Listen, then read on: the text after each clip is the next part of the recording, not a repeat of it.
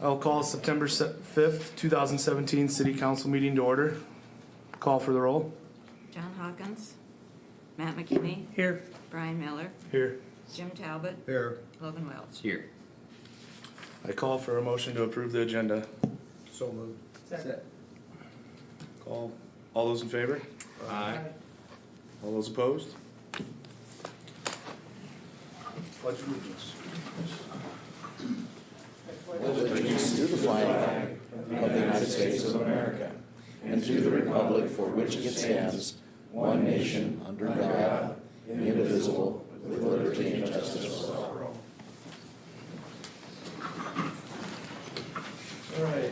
Item A is petitions, communications, and requests. This is the time of the meeting that a citizen may address the council on a matter not on the agenda.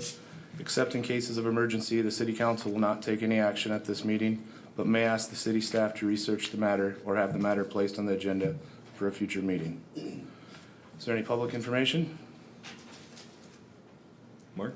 All right, step up, Mark. I'm representing the Sons of the American Legion, and we decided to have or sponsor a fly-in, drive-in lunch at the airport September 17th. Been working with Custom Meats, who have been real helpful, and the grocery stores. We're gonna have pork burgers. I'm gonna build some beans, tater chips, and water and lemonade.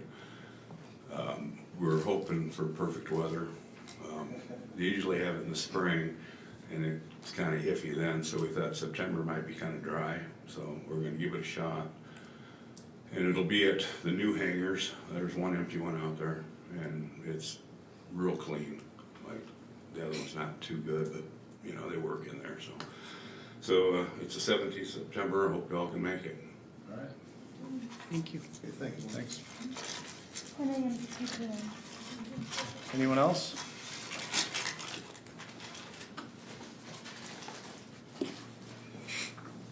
Okay, I'm Paul Dahl and I live out on Kendrick Road.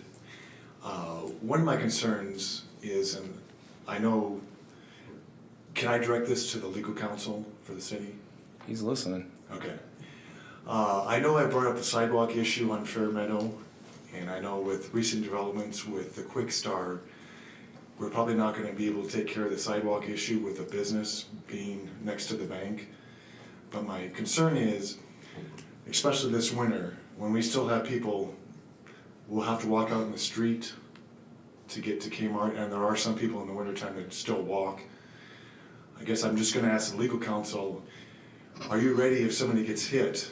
Or are you ready to handle that in terms of liability for the city? We won't, I mean, we won't, city won't have liability in that situation to be concerned about, but, I mean, people sue the city, or cities all the time, so I guess we're always ready for anything, so. Okay.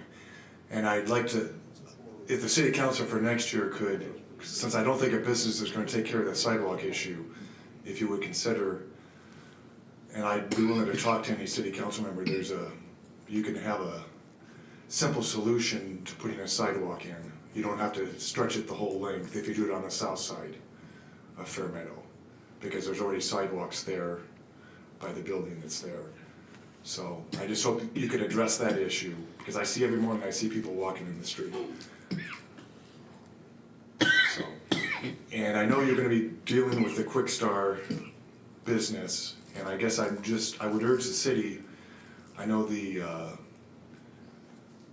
Planning and Zoning Commission kind of, with their criteria, have kind of nixed the deal, but I guess I'd still like the city council to consider, and of course I think Quick Start may be coming back with another plan for you.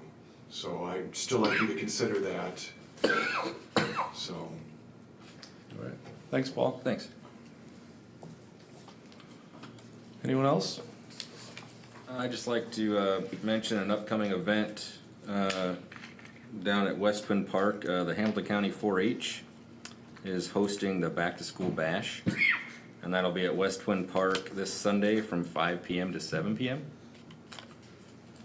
And of course, what Mark Gillette mentioned about the Sons of Legion fly-in ride.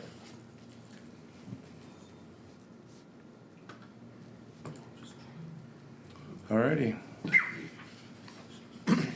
Next up is proclamation on Doodlebug Days. I call on Representatives Jerry Wells, Don Noakes, and Vern Ratcliffe to come up to the podium.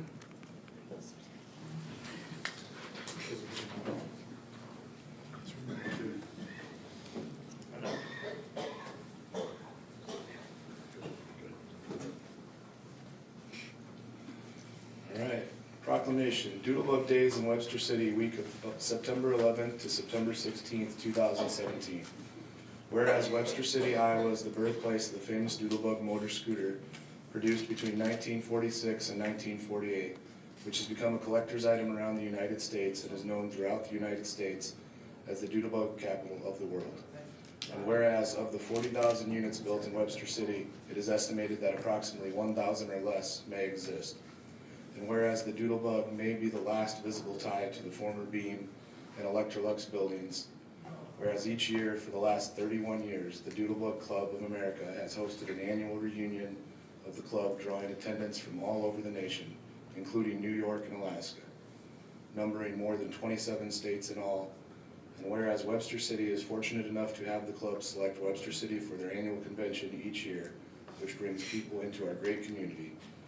Now therefore, I, Brian Miller, Mayor Pro Tem of the City of Webster City, do hereby proclaim the week of September 11th to September 16th, 2017 as official Doodlebug Days in Webster City, Iowa, and encourage all citizens of the community to welcome our visitors and visit them at the reunion site at the Hamilton County Fairgrounds. Thank you very much. It's up to 34 states, by the way. 34, all right. Does anyone, you guys want to speak, say something? I think you pretty well covered it there. Covered it? All right.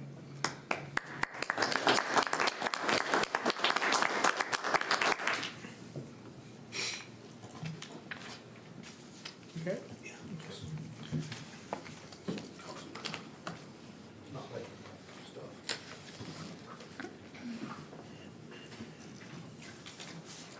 All right, gentlemen, there you go. Sir. Thank you very much. Appreciate it. Thank you.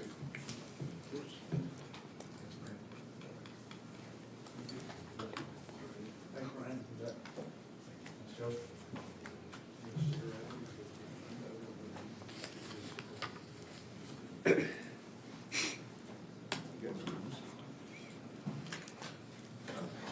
All right, go ahead. One thing I'd like to do is, hate to say it because I'm aging myself, everybody get their flu shot this year. My wife and I were in the hospital, both of us, 2 weeks ago. Influenza A, and it affects the respiratory system. I wasn't choking because of that, but it hits, I found out I'm old. That really bothers me, you know, and I got respiratory. So I encourage everybody to get their flu shot. But we were lucky we didn't win the lottery, we won a type A influenza. So. All right. All right. Next section is B, minutes and claims. The following items have been deemed to be non-controversial, routine actions to be approved by the council in a single motion. If a council member or a member of the audience wishes to have an item removed from the list, it will be considered in its normal sequence on the agenda. Move to approve 1, 2, and 3 collectively. Second. All right, we'll read 1, minutes of August 21st, 2017. Item 2 is resolution on payroll for the period ending August 19th, 2017, and paid on August 25th, 2017, and resolution on bills in the fund list. All those in favor, say aye. Aye. Those opposed, same sign. Approved. Next section is C, general agenda.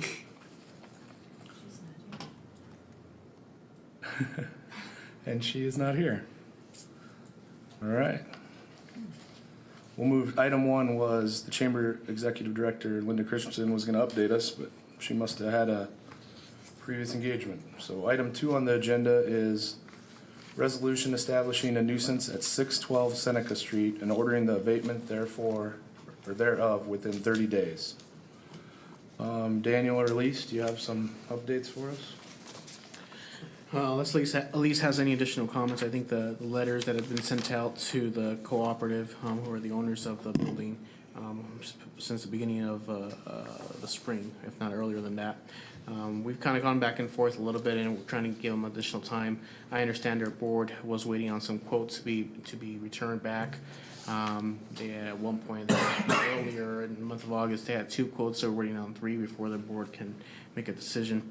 I know that the Mayor Hawkins had some communication with some other board members in terms of what their plans were, but we've kind of in trying to be reasonable with all businesses or individuals who have a nuisance property. We've reached a point where we're trying to get some action and get some traction or a plan in place, and we just haven't seen that for the past few months that we've been working with them. I think there's a representative from the co-op who can kind of speak to on their behalf for the council.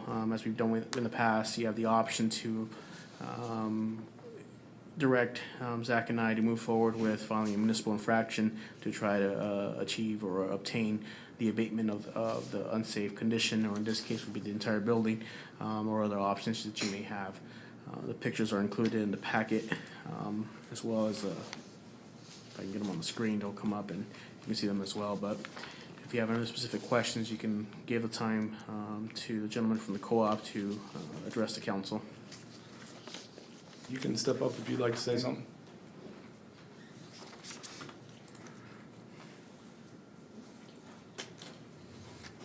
My name is Jack McGonigal. I am the general manager at United Co-op, and I was here to update you on what our plans are for the block building up at 612 Seneca.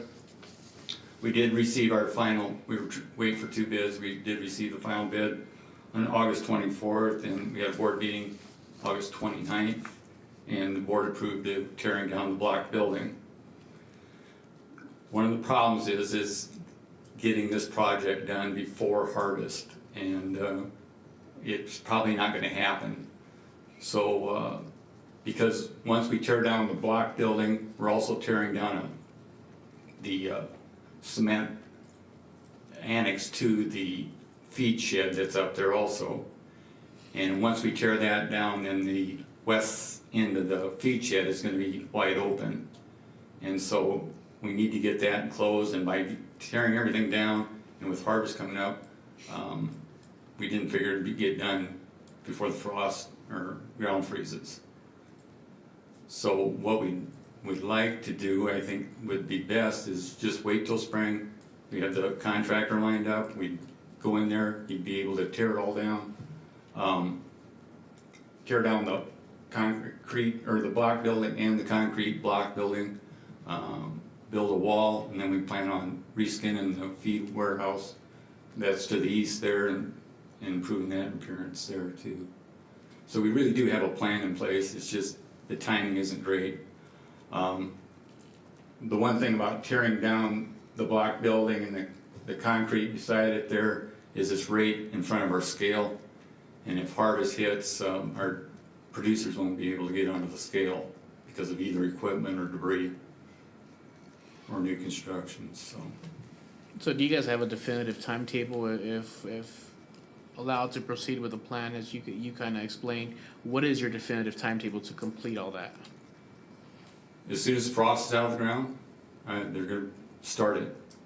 How long it takes, I guess I'm not quite sure how long it would take, but you know, the actual block building will be down one of the first things. Is that what you're asking?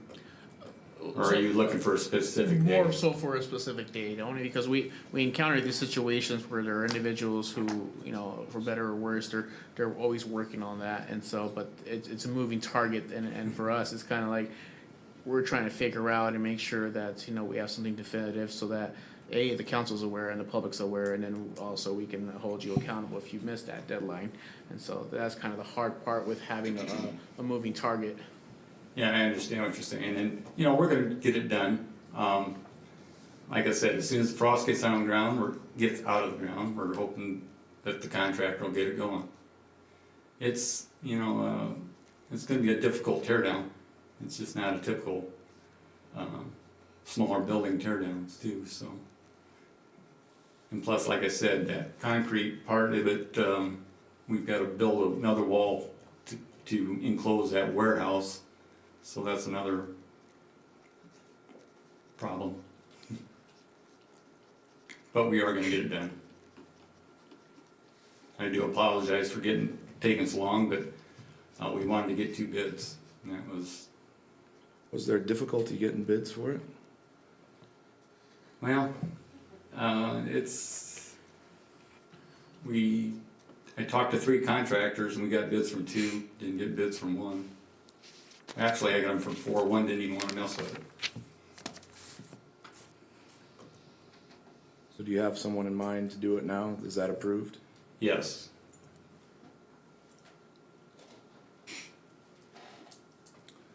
And in the bids you received, they didn't give you a timetable as far as they thought it would take 8 weeks? Did they give you any type of an estimate? no. But they know we're a business, so they're gonna get in and out of there as quickly as possible.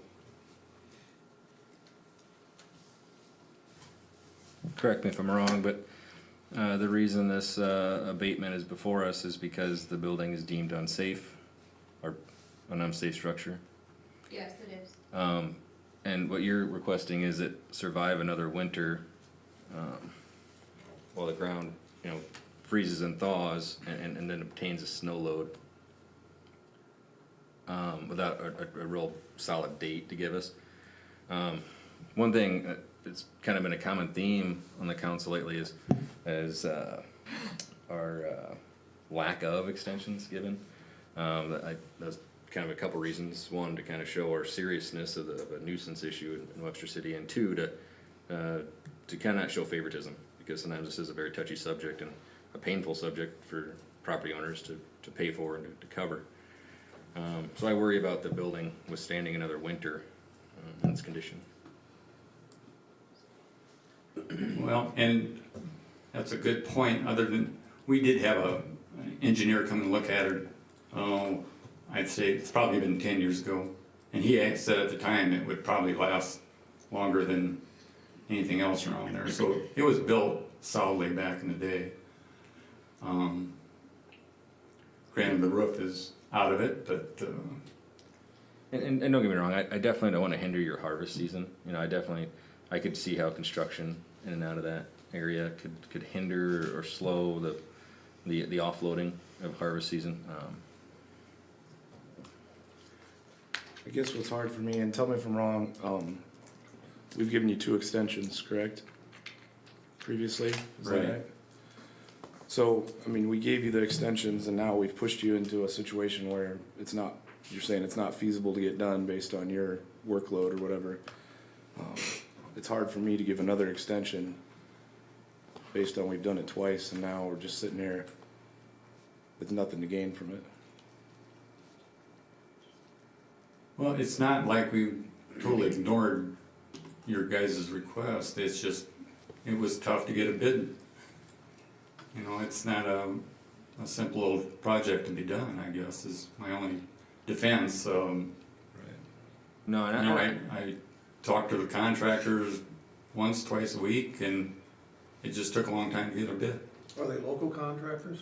Yes, I'd worked a lot of construction over 50 years ago, and we worked high-rise summer and winter, and they can whip up a temporary wall, put plastic, then enclose it with plywood. So on your west side of that one east building, that could be enclosed within a short period of time. It's not impossible, and I'm not a carpenter, but, that can be done, I guess. well, and I think that'd be great if it was, because, it's during the winter, I'm hoping they can, but Yeah, well, I just don't wanna say it's gonna be done, and then it doesn't get done till How spring. soon could you get a construction company in there, because the beans are still, some are turning and haven't dropped their leaves yet, and I don't know how far corn's off, and I'm not a farmer, so please, I defer to Vern, he knew more about farming, but, I don't know how long before we're gonna start harvesting. Well, and it's the end of the harvest too, is what I'm talking about, probably, it's a week before How long? Thanksgiving. Yeah. Yeah. Weather has a big factor on that. No, I'm just saying, Yeah. before it gets started, I don't know how long it'll take to tear it down, but, a lot of buildings go down pretty fast. But Jack, is it?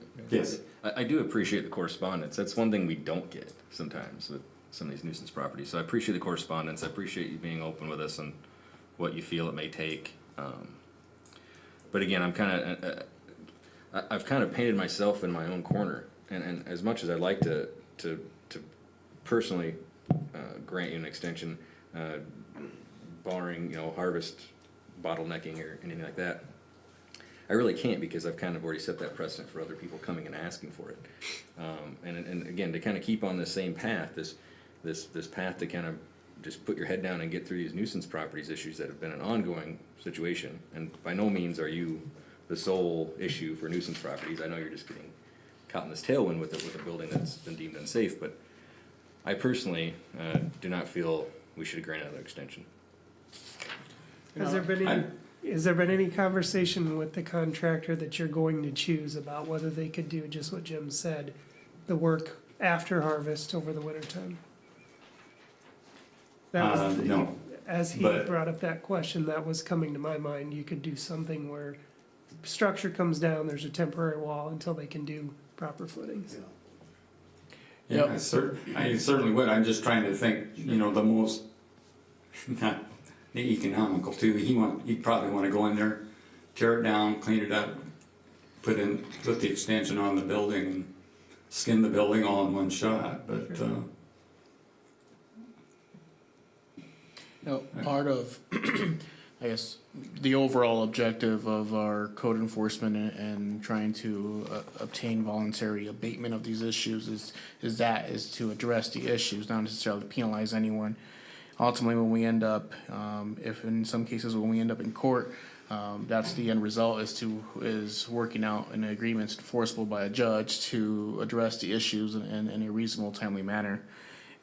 We've done, and other communities have done, abatement agreements with certain strings and conditions attached to that, for lack of a better word, have some assurity, whether it be financially or otherwise, that what you say you're gonna do is done, absent us going through the legal court system. Is that something that the co-op is agreeable or would be considering to enter into a formal agreement that outlines those terms of when you're gonna get done and what is gonna get done? so what are the terms going to be then? It would certainly, we'd have to work it out and Zach would have to get involved, but in the broad sense, it would be ultimately abating that issue and establishing a time frame of when that's gonna get done. And then if you fail to meet that, that's where we're gonna have to figure out what is those conditions or penalty, for lack of a better word, that have some enforceability to ensure that you do address the unsafe issues.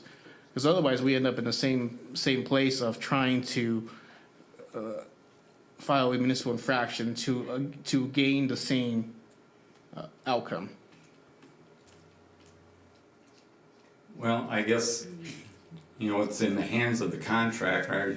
It's not something I can do myself. So, we'll look at it. I'll take it to the contractor and see if he can abide by it, I guess is. Because it would be up to the co-op. That would be assuming the council's agreeable, but certainly kind of like what Councilman Welch had said, we don't have this level of communication, or at least to the extent where you have gotten contracts or contractors and got bids in place, but you have been given reasonable time to try to abate the issue. So you're a little bit further along than where some would be, but they're also concerned with obviously the conditions and when they're being around the corner. But like I said, the overall outcome is to get and abate the issues of the building. How quickly that gets done, you may look to the spring. Ideally, we're trying to resolve this matter before the winter, before you have any adverse conditions. And certainly Zach can kind of chime in terms of what type of an agreement that could be. And obviously, it would just buy you more time if the council's agreeable to the next council meeting to work that out. That obviously would have to be approved by obviously your legal counsel, but also your board, so if so choose.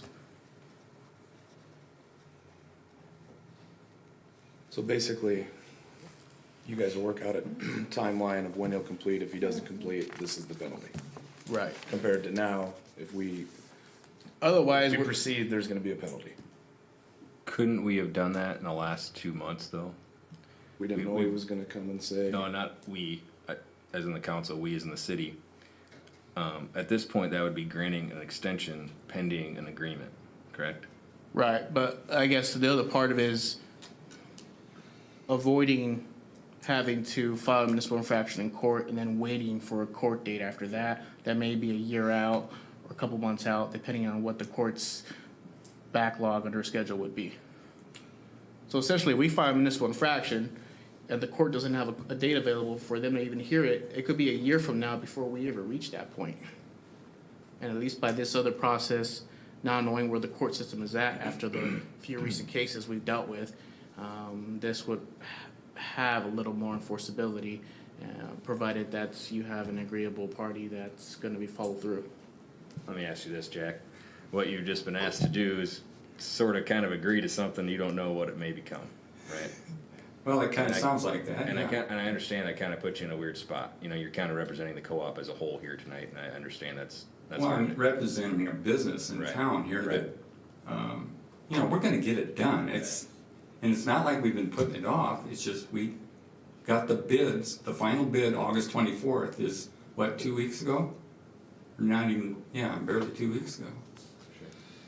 And our board moved on the bid within 5 days, so, I just don't understand. You couldn't be a little bit more lenient on, we're gonna get it done.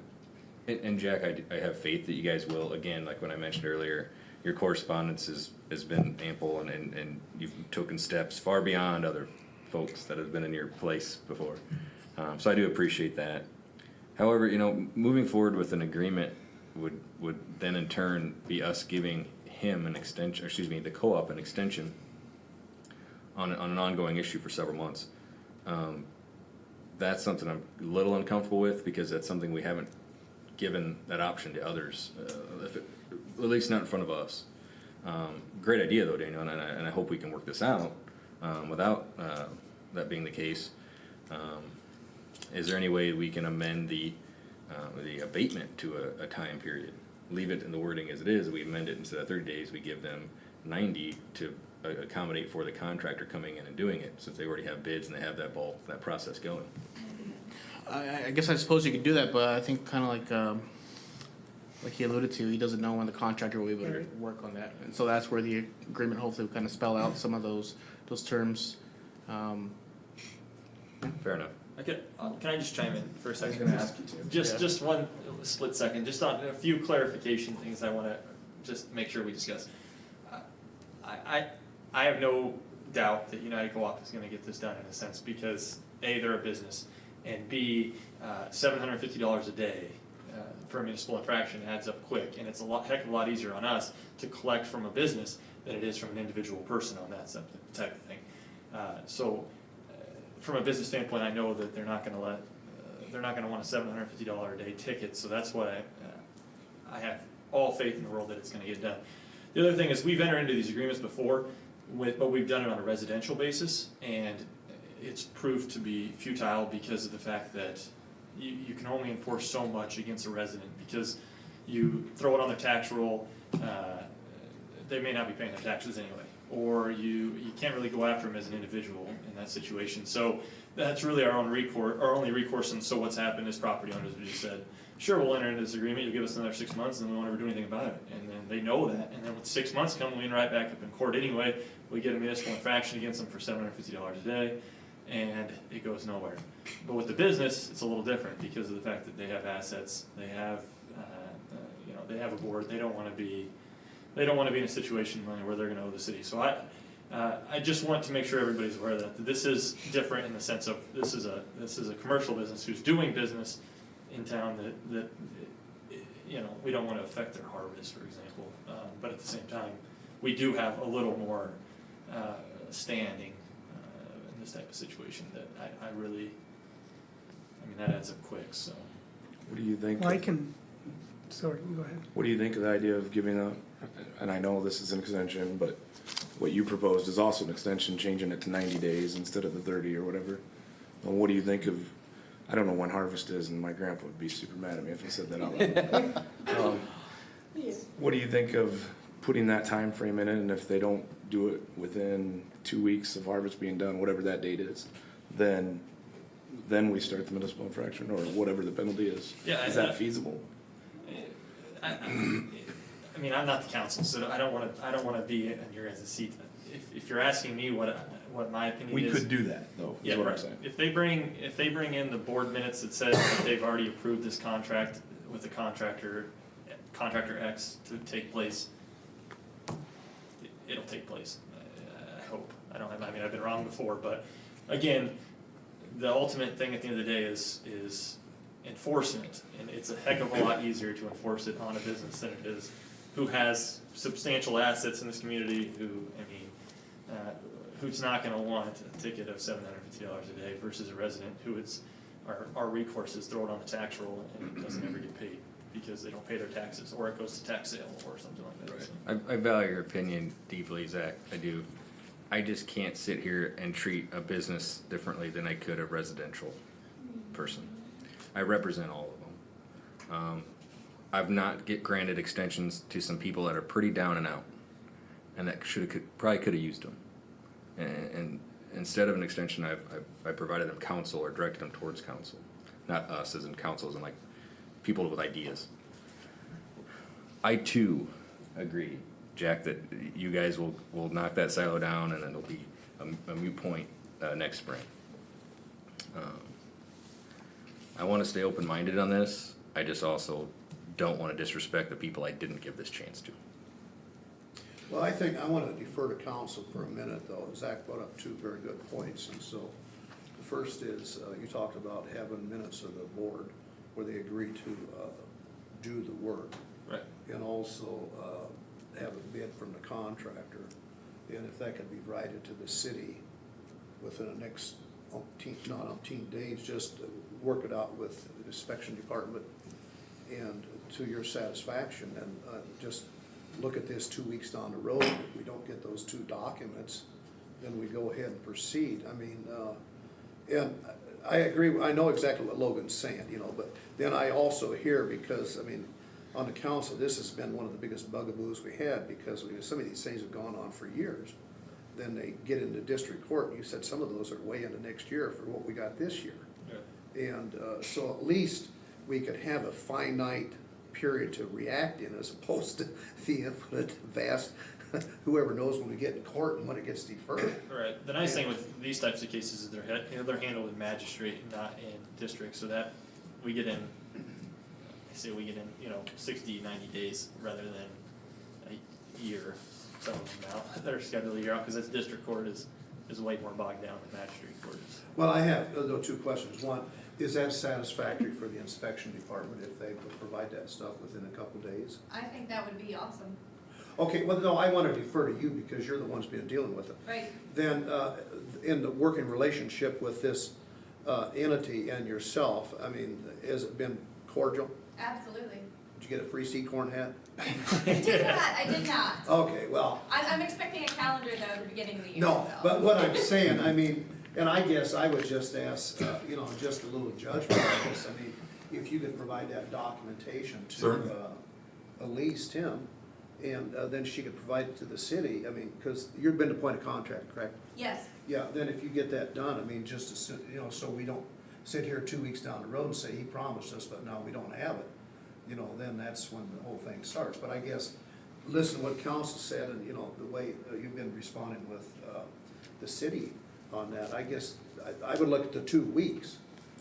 But then again, I think you brought up a very good point. This is a business as opposed to some of these people, we don't even know where they're residing on these properties. So, I mean, I don't know if that's splitting frog hairs, but I can understand, propose. I guess I'd like to say, I can understand Logan's apprehension from the standpoint of wanting to treat everyone fairly. I get that completely. I think there's a few different circumstances with this. One, good communication throughout the process. Two, it's not your typical garage, go knock it down, where we could go and do that. They're gonna have to have a contractor that's able to do the work for a larger complex like that. I understand from a business perspective too, sometimes you're waiting on the contractors to come in and give you a bid. So I get where you're coming from. I guess my biggest question, I would agree, I'd like to see that it's been approved. I'd like to see that your board has approved that. And I'd also like to see that we go to the contractor, that you go to the contractor and ask them, time frame, when they can do it, and whether there is the ability to accomplish it this fall after harvest versus Yeah, I can do that. waiting till the spring. In those circumstances, I'd be okay with a short-term extension. And then I guess my second question would be for the inspection department, and I know it's probably opinion, but is there any immediate safety concern with that building from the standpoint of someone being injured, in your opinion? In my opinion, I would say that it appears that if there is any, I would say, anything that gets ran into, it could potentially fall. There's some bricks towards the bottom which have decayed, and as long as the structure is left completely alone and untouched, it should be fine. Can the debris, so I haven't been by there, but the debris, assuming the roof's still falling, that's all enclosed below, nobody could get under that, correct? Correct. I like your points, Matt, and you too, Jim, and maybe this is just semantics, but if I'm reading what you're saying, it's more of not an extension, but a deferment to the next council meeting, where he brings more information to us, and then we make a decision. And again, I know this is semantics, but I can't vote for an extension, but I can vote for deferring this to the next council meeting, if that makes sense. I'm fine with that. And I within think that- it is more information, it's providing the documentation. And yeah, and confirming that the contractor, I work in construction too, like, you get on their schedule and they don't throw something else ahead of it, Yeah, you talk about harvest, so when does it end? So he's not gonna just sit around waiting for harvest to show up either. Right. Yeah, so it'll be. But I know they schedule, they look at jobs and do we have work at this time? Right. He knows you're gonna have to be done around that time then. But once he starts our job, he's gonna have to finish it, because once again, that scale's gonna be inoperable, which is not as big a deal once harvest is over. But also that feed shed's gonna have an opened end, and it's gonna have to get enclosed Right. fairly quickly, and we've gotta get equipment under roof and that kind of thing. Do you guys, for a project like this with the contractor, like for the city, when our projects, we have clauses in there for liquidated damages, when they miss a deadline that they're supposed to meet and liquidated damages start. Do you guys structure contracts for something like this similarly, or do you just go off the bid they submit? Just basically go off the bid. I mean, we do business with people we trust, that's what we do. I would move to defer the decision until we get the additional documentation at the next council meeting. Before we vote, Jack, I apologize for being so hard on you tonight. I'm Oh, that's glad, fine. again, I'm anticipating a vote going in that direction of the motion, but, again, I apologize for being so hard on you again. It's not the United Co-op. It's not your silo. It's just an issue we're trying to get our arms around the entire city. And, again, I really appreciate the correspondence. You've done everything correctly and right, and being here tonight is just a big step as well, so I appreciate that. Okay, so you want the minutes, a bid, and an estimated time? Well, the approval of your board. Yeah, that'd be in the minutes. And, Yeah. Let's set up a time for either you, Carla, or Elise, or myself to talk tomorrow and the day after to kind of go over the specifics of what they're asking for. Okay. All right, can I get a roll call vote? So the motion is to defer the resolution to the next council meeting providing the data, with the data being until we provided get the by required data. documentation. Yes. Okay. Talbot, you're first. Sorry. Yes. Okay. Welch, Yes. McKinney, Yes. Miller. Yes. All right.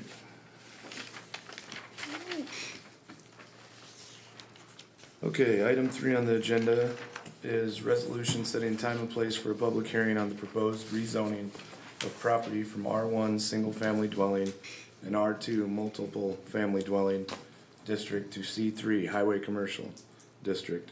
Said property being located in an area west of Superior Street and north of Fair Meadow Drive. The previous time on the agenda was incorrect. That time would be set for September 18th at 5:45. Daniel, do you have anything to say? This is just, many people are aware about Quick Star and their plans to try to come to Webster City. They have a site in mind between the Webster City Federal Bank and Meharry's Dentistry Office off of Fair Meadow, just west of Superior Street. This is just for setting the public hearing for the council to take action or consider action on the P and Z's recommendation from a few weeks ago, so. What was their recommendation, Daniel? I wasn't. To not approve the rezoning, to not approve their petition. And the reason? There's a couple different checklists that they have to go off of. One of them was obviously access issues as well as some of the other concerns with the site itself, and that partially how it's rezoned, or how it's currently zoned from residential in one aspect and commercial in another aspect, things of that sort. Yeah, no, I talked to somebody and they mentioned if they put the gas station in and it gets approved, then there's nothing to say they couldn't put diesel pumps in and tractor trailer rigs, and we got an issue with access anyway. You know, plus there's plenty of land in the industrial park if they wanna put a truck stop in. So I'm Or we got the assuming old with this Casey being going. set as a public hearing, is there a plan for a reproposal to be made? Certainly, I think the developer has the option, discretion to submit additional information either before the council meeting to staff or present information to the council at that time. I know they've been very mindful of some of the feedback they had heard from comments from staff, the P and Z members, as well as the residents during their public hearing or their public meeting. So they are exploring options to try to alleviate some of those concerns, whether they come forward with the proposal for council to consider, and whether extending the hearing to a future date until council and staff has time to review those options. That's kind of up to them. All right, call for a motion. So moved. Second. All those in favor say aye. Aye. Those opposed, same sign. All right, date is set. Item 4 on the agenda is motion on request to replace the control panel and PLC programmable logic controller on the lime slaker at the water plant in the amount of $38,000. Ken, you wanna say anything about this? Mr. Danielson. Mr. Danielson, all right. Just the controls that we have are, when we replace the slaker.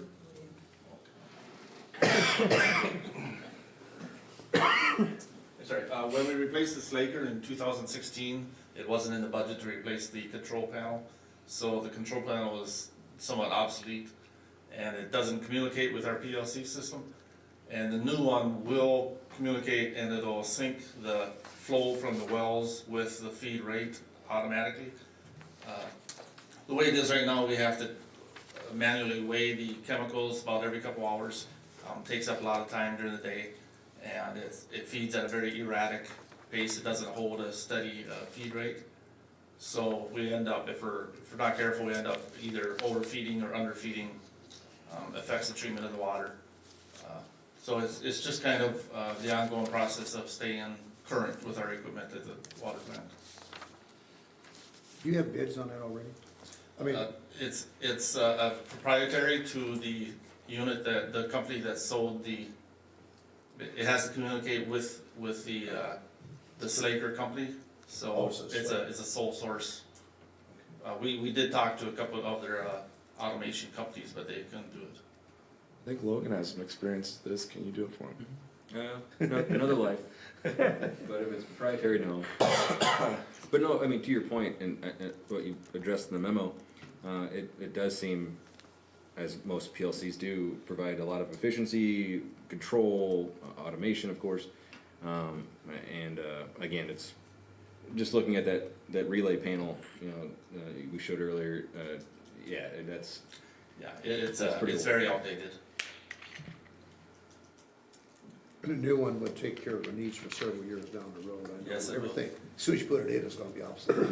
It'll sync with our SCADA system that we updated. It'll just join the rest of the plant. And we've had some issues because of it not being consistent and having outages, so that would eliminate these. Yes, yeah. It feeds at a very erratic pace now. It's each time you weigh it, it seems to be feeding a different amount. All right. Thank you. All right, call for a motion. Move to approve. Second. Whichever. Pick one. Okay, take them both. All those in favor say aye. Aye. Those opposed, same sign. Motion approves. Item 5 on the agenda is the resolution authorizing entering into amendment number 1 on the on-call bridge inspection and underground utility distribution systems agreement with WHKS and Company of Ames, Iowa for engineering services in connection with the Beach Street Water Main Loop project. Daniel or Ken, any knowledge for us? You're right.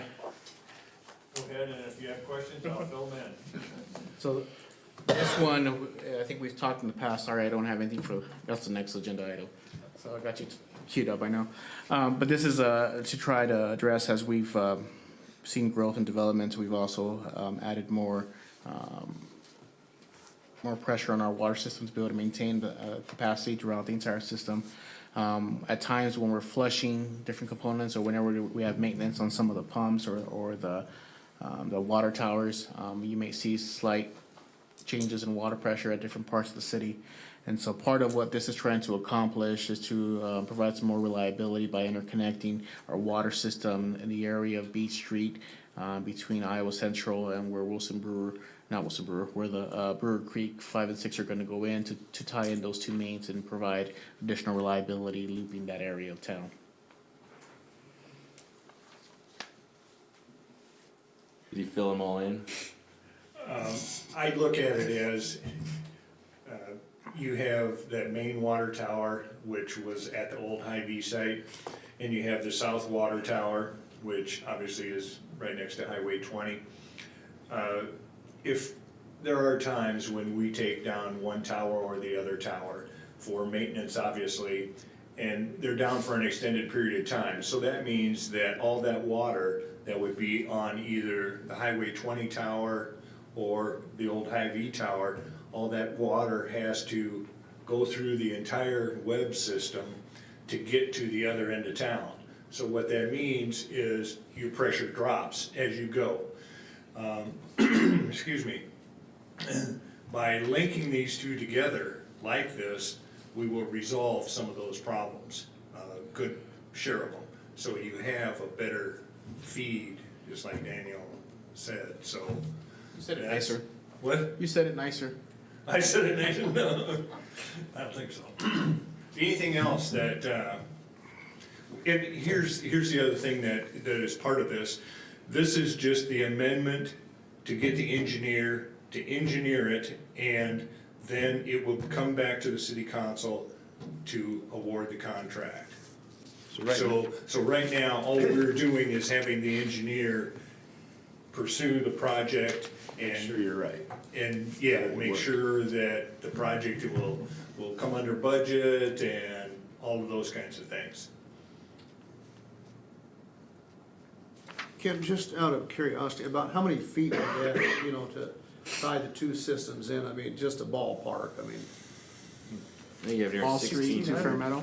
Yeah, I was thinking it was, Where in Fair Meadow would it connect? well, where we're gonna tie that in at is, at the very end of Fair Meadow, next to Beach Street. Okay. There, you see a hydrant there. That hydrant is on the southeast end of it. We have positioned the water main a little bit further to the north because of the Beach Street project that is gonna take place with that street next summer. The other end of the water main, excuse me, is on Wall Street, and it lies in the southwest corner of that intersection of Wall Street and Beach Street. So it needs to be connected at that point. We also have obviously a creek crossing that we need to deal with. And so we're proposing to the engineer to research some options for us rather than just open trench cutting this. Because of that project, there will need to be some directional boring done, and that's hopefully keeps the cost down a little bit, so. Okay, thank you. Call for a motion? So moved. Second. All those in favor, say aye. Aye. Those opposed, same sign. Motion passes. Thanks, Ken. All right. Item 6 on the agenda is resolution authorizing entering into amendment number 2 to the on-call street paving specialist agreement with Snyder and Associates Incorporated, Ankeny, Iowa, for engineering services in connection with the Union Street resurfacing project. Daniel? This is for resurfacing Union Street from Elm up to Second Street. There's pictures in the packet as well as some that I'll display right now. We're essentially looking, this is for the engineering side of the project, getting the engineer on board to work and develop the plans and specs for resurfacing Union Street. It'll be 2-inch thick hot mix of asphalt millings and resurfacing. The scope of services would be the obviously design, both preliminary and final, the topo survey, coordinate with the utilities, plan preparation, geotechnical analysis, and contract documents. So we worked with Snyder and Associates in the past, and this would be the second amendment under the current contract for them to work on. The project will be funded through lost funds, as it was part of the original CIP budgeting process this current fiscal year. Engineering costs for this project would be about under shy of $40,000. The overall project for construction is estimated to be a ballpark of $300,000. I think with a not to exceed $300,000 or so in that ballpark range. Obviously, looking through some of the pictures, and these were as Friday, I believe, so you can see the condition of Union Street from Elm up to Second Street is in very rough shape. So this is one area or one street that is needed some of the attention. There are a number of other streets throughout town that we've also been looking at that hopefully in the future we can address as well. So the type of paving they're doing, is it similar to what Nancy Lane has?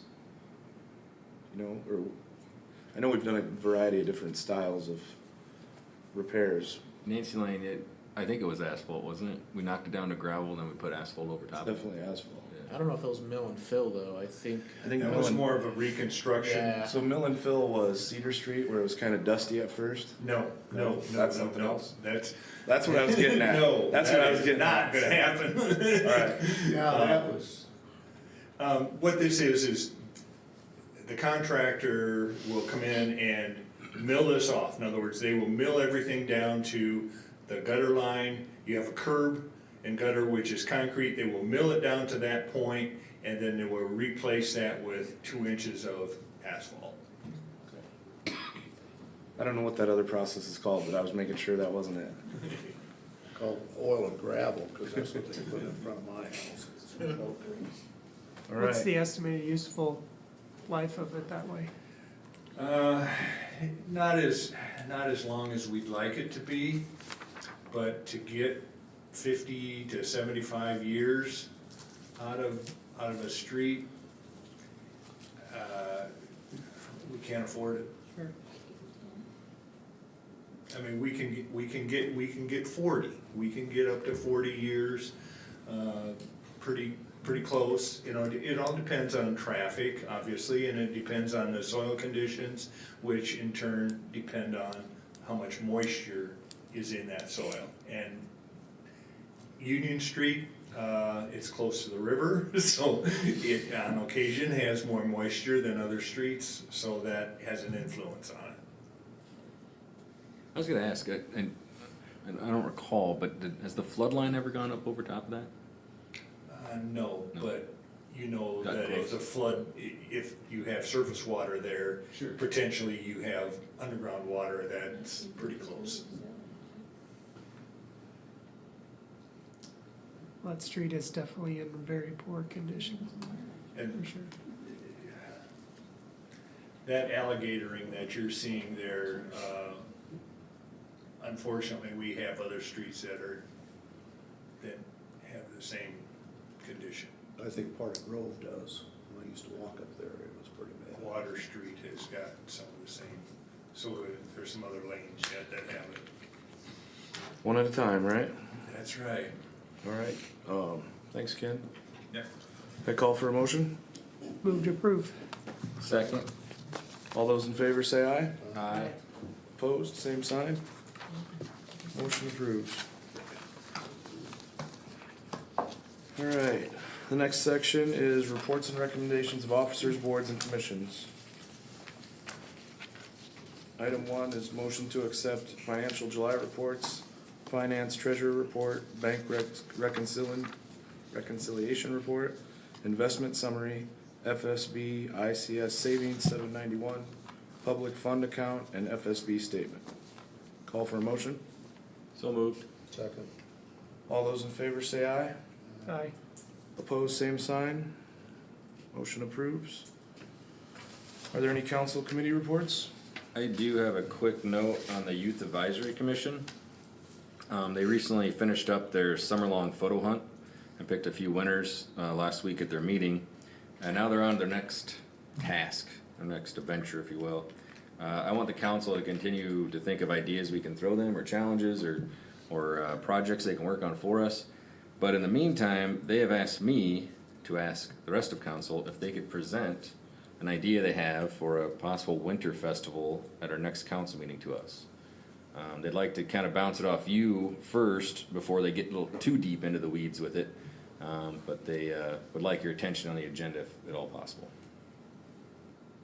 Sounds fine to me. Sounds reasonable. You okay with it, Jim? Yeah, I'm just trying to imagine what kind of winter festival the teenagers gonna put on. Well, and that's the thing, you know, that they got pretty excited. One of them came up with this idea, and they brought it to me at the meeting, and I'm like, you know what, I'm digging it. I think it'd be awesome, a yearly festival Webster City would throw in the winter. I just don't want you to get too far down the road until maybe there's some issues we gotta address with the city first. So I wanted to make sure we are all on the same page before they jumped into anything. So they want to present the idea to us and see our thoughts, hear our thoughts. Alrighty. Any other reports or recommendations? I would like to make a recommendation, if I may, to the council. I was listening to Mr. Powers a couple of weeks ago, and you were talking about at the Board of Supervisors for Hamilton County. Yes. That the nurse, Kuna, Shelby Kruna? Kruna had made a presentation to them, and I was just absolutely astounded by the numbers. She was talking about the number. Youth Attempted suicides, attempted Yes. suicides. Yes. I think that's something the city council needs to hear. When I heard that, I was just totally shocked. And then I was talking to my daughter, because she does some of this stuff. Right. And there's so much of this out there we do not know about. And there's an issue in Hamilton County and Webster City. There's bullying, there's drugs, Oh, and there's yes. alcohol. And I would like her to talk to one of our groups, to the city council, just so it's made aware. And as I say, when I was listening to you, Pat, and she reported on it, I thought, what? I mean, it's just something, happening. At my age, I don't think about, but, it's just, it just totally Serious. shocked me to hear your report on that through the Board of Supervisors. I think that's imperative that the people in the city hear about this, because I think Right. sometimes we have this little ostrich symbol, stick our head in the sand and forget about it, hope it goes away. I'd like to make it public if we could. You're requesting maybe inviting her to a council meeting to. Yes, I would. Do you want it as a council meeting, or do you want it at the next town hall? Well, I think the one thing about the council meeting, in all candor, we're gonna get it on, YouTube. the YouTube, these, two folks, the, radio and, newspaper, and plus the people that take MediaCon. I think we'd get more exposure that way. And to be very candid, I was just totally shocked when I heard this. And, but my age group is not with teenagers. And, as I say, when I heard your report on that, it just shocked the dickens out of me. I'm trying to be polite. I know the report that Jim's referring to, I've not seen it, but Did you hear that, I've Benjamin? heard about it, and I think some of the statistics are very alarming and will shock people, and I think it's important to get that out in front of, I agree with you completely, Jim. I think it'd be great to have her present, because the more we can put it in the public eye, it's really it takes everyone, to help make these kids feel safe and make sure they understand that there's people they can talk to, and I think it's a great idea.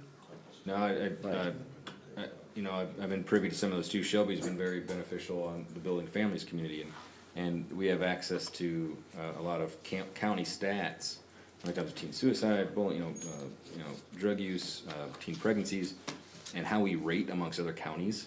And it's amazing how poor we do amongst other counties per capita, and it's a great point. And if it works for Shelby's schedule, I think it would be a good time for her to present the same time the Youth Advisory Commission are here, because then they can relay that off to the people they represent in the middle school and high school, because we really need to get that data to them, you know, and get those resources to them if at all possible. But again, if it doesn't work for a schedule, next council meeting, whatever, anytime's a good time.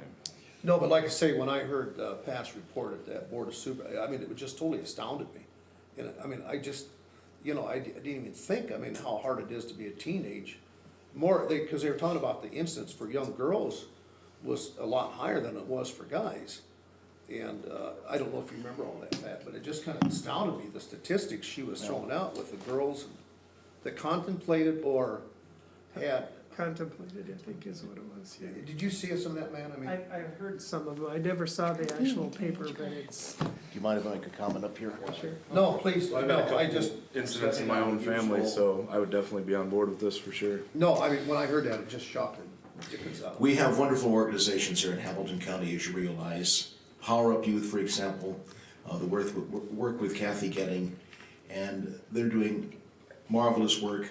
As what you're doing, Logan, with the Youth Advisory Commission, we got some wonderful programs, dedicated teaching staff, principals and so forth that need to address this problem. It is a very serious one from what you alluded to, Jim. I was startled, I learned about it too at the supervisors meeting. Something needs to be done, and I know that we can do our best to overcome it. Thank you. Yeah, thank you, Pat. You know, I mean, I would have never known that if we hadn't been listening to your radio report that day with the supervisors. and as we may recall as well, you know, we interviewed several, I think around 20-some kids for the Youth Advisory Commission, and a common theme they all mentioned was the instances of bullying or peer pressure and stuff they have to overcome every day. And then that was somewhat shocking to me too, how common of a theme that was still to this day. We also had a wonderful speaker too a few weeks ago at Webster City High School. He spoke to the entire staff. It was Keith Deltano, spoke to the school students early in the day. Then in the afternoon, this was, I think, nearly 2 weeks ago, Thursday, spoke to the teaching staff, and then there was a community meeting that same evening at Premsa High Auditorium. I think there was about, I wish we had a full house. We only had about 20 to 30 people there. Believe me, it's a problem. Believe me. Well, let's make it happen, Jim. Good point. Yeah, no, I just think, you know, you're bringing up an excellent point. I think that nuclear family is suffering. You know, the mother and the father and the kids. Oh, yes. I mean, it's just terrible because, I mean, I'm just belaboring the point, but as I say, I would have never been aware of this if I hadn't heard your report on that, Pat. Thank you. So I'd like to see that.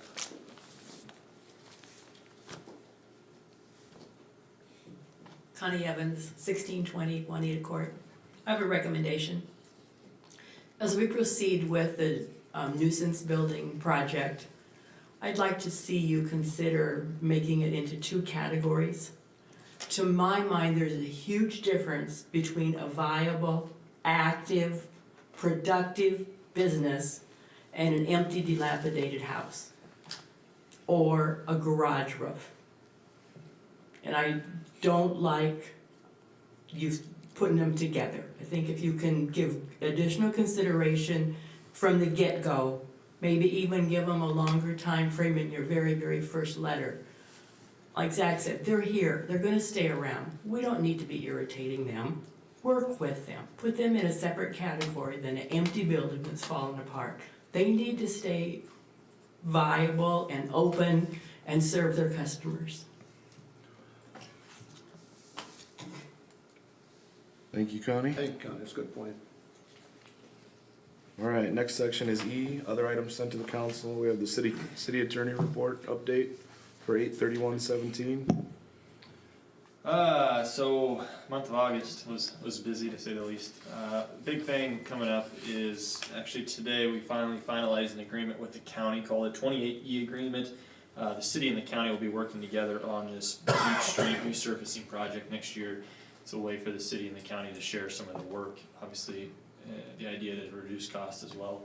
So we've been working with their county attorney and county engineer and Ken Wetzler and myself So we finally got that hammered out today, finalized, for both parties to agree to everything. Other things coming up, next council meeting, you'll have a resolution on your, in front of you regarding the Mary Ann's loan that the city is working with the USDA as a pass-through.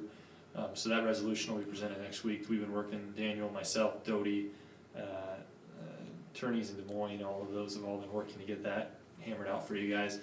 And then, as always, every month I've been giving you a report. We now have 5 municipal infractions and 5 abandoned buildings petitions filed with the court. So we're just now waiting to get court dates and argue those in front of the judge. So. All right, Zach, thank you very Congratulations, much. Zach, on your new little bundle of joy. Thank you. Thank you. Good name, even though it wasn't the one I wanted. Yeah. All right, can I call for a motion to adjourn? Second. All those in favor say aye. Aye. Opposed, Go the same. State, beat Iowa, go State, beat Iowa. Meeting adjourned.